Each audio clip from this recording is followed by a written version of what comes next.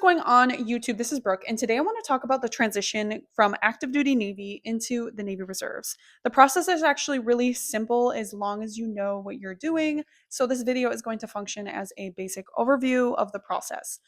In a perfect world, your career counselor has a great relationship with the prior service recruiter in your area, and you're able to have a nice, seamless transition from the career counselor to the prior service recruiter into the reserve center and starting your reserve career. However, we all know that that doesn't necessarily happen. So the more you know, the easier this process is going to be. Process transitioning from active duty into the reserves has changed a little bit on the recruiting side. So that might be why there's a little bit of confusion among the career counselors. And maybe some of this information hasn't made it out to the fleet quite yet. But generally speaking, it's going to look very similar for everybody. The first thing that you need to do if you intend to affiliate with the Navy Reserves is speak with your career counselor 13 months out from your EAOS. More power to you if you want to ask specific questions about the Navy Reserves before that 13-month mark, but you're not really going to be able to do anything to get into the reserves until you hit that mark. And what you're going to be doing with the career counselor is putting in a Seaway application to basically apply for a quota into the selected reserves. Now you can apply anytime between that 13-month mark all the way up until that 3-month mark before your EAOS.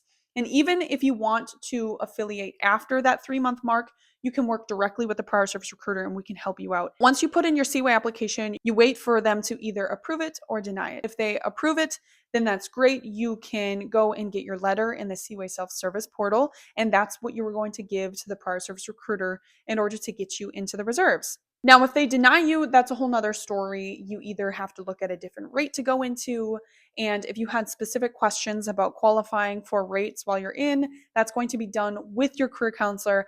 And if you are cutting it close to that 3-month mark, I would recommend getting the prior service recruiter involved as well, because we can kind of work together and collaborate to get something that you want.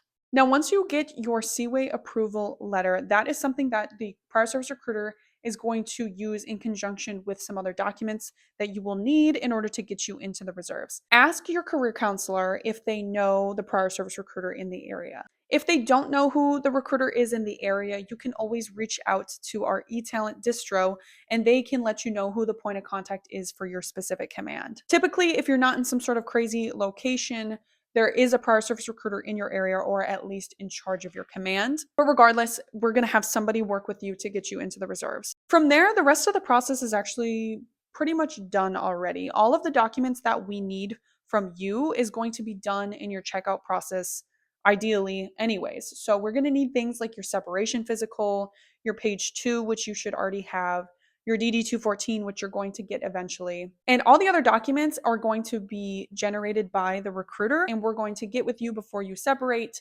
get all the documents signed, get any questions you have answered. What units can you go into? What opportunities are there? Career counselors are very helpful, but some of them haven't actually been into the reserves. So when you talk to the reserve recruiter, you were talking to people that have actually been in the reserves before they converted to NC, they were in the reserves, went through the application process to get on the CANREC orders.